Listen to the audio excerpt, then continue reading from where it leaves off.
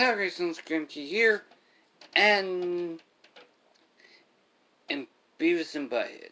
For those who don't know what that is, it's a show that has quite a history of it being an adult animated show from the 90s, and given from that time period, it probably got some controversy with some certain groups.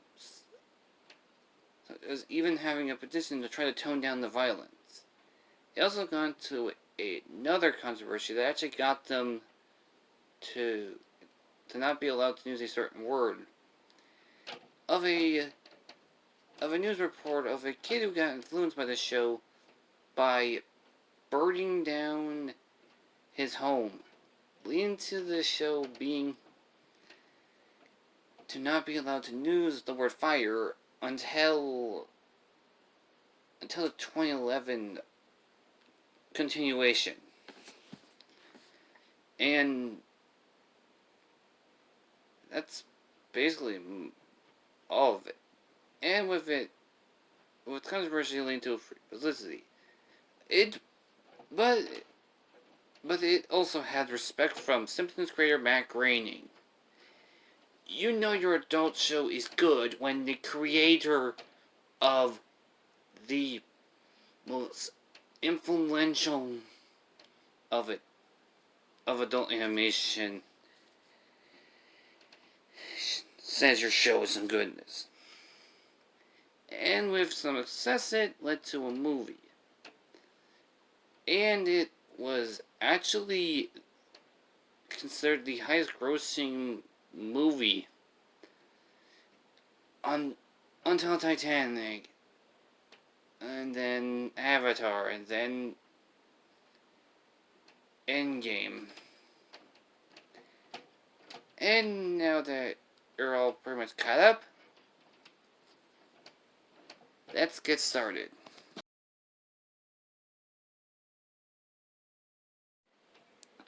Our film starts with Beavis and Butthead in a main sequence of them in a kaiju fight.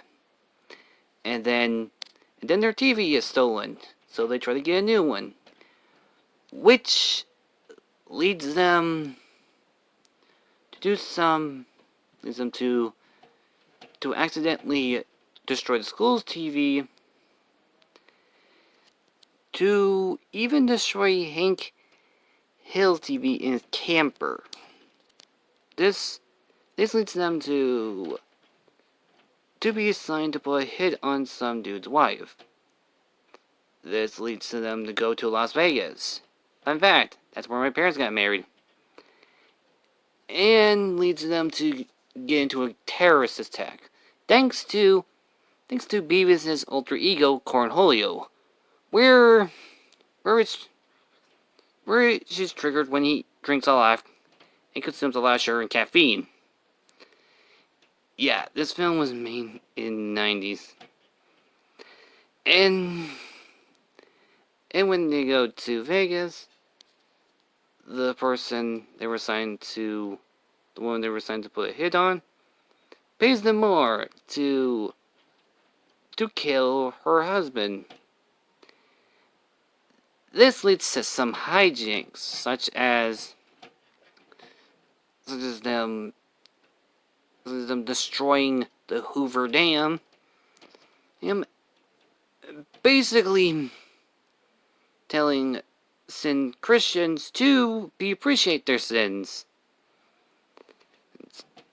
and be on the FBI's most wanted list because one of them has a disease bomb in their pants. This leads to them to go to DC.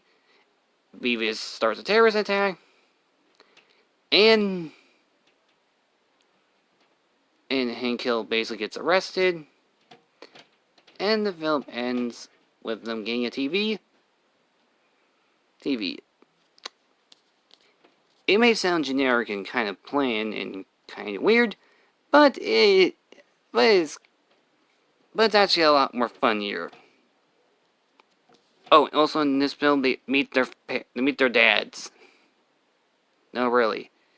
And there's also a weird sequence where they're doing kind of like, but as a substitute to the music video sequences that they usually do in between the show. In this very trippy musical segment. Now to the things I do not like about this film.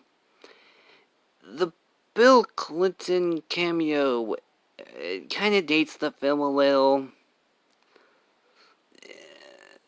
When I see a political figure in my escapist media that has no political stuff in it, it kind of makes me uncomfortable in saying, "Oh, great. I am not really a person who really enjoys politics." You want to know how less I care about politics? When I was assigned to have a voting PSA to upload, I picked one from the late 80s where Spider-Man tells you to vote. And it was a promotion for a video rental. Now the things I really like about this film. Wow. The writing is very good and the jokes really hit. And I'll explain about overallness. Overall, this film is really good. Like, the animation's top notch. It's kind of realistic. The animation's top notch, and it's really something that I really enjoy. Then again, Beavis and Butthead is my favorite show. And that's basically it where I gotta talk about it. It's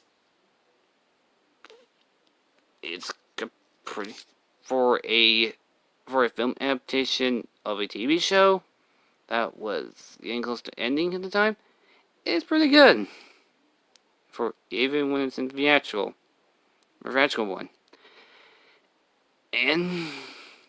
And so what did the creator of Beavis and Butthead do after that? Well, Mike Judge, creator King of the Hill, directed Office Space. He's made The Good Family, a show that was trying to be the political opposite of King of the Hill. Which I did a review last year. The show is also on Paramount Plus, but knowing like how they mostly trade with Celebrity Deathmatch, it's mostly gonna be the later seasons, so they don't have to pay a lot of music artists. And that's basically it. I'm not gonna be uploading for the rest of the month, but after that, my next video will be a pick thing of free choices. Kevin Smith's Masters of the Universe, the TV show adaptation of Arlie Alligator, depending on when it releases, and the Loud House movie. After that, it will probably be a review of Hot Taxi. See ya.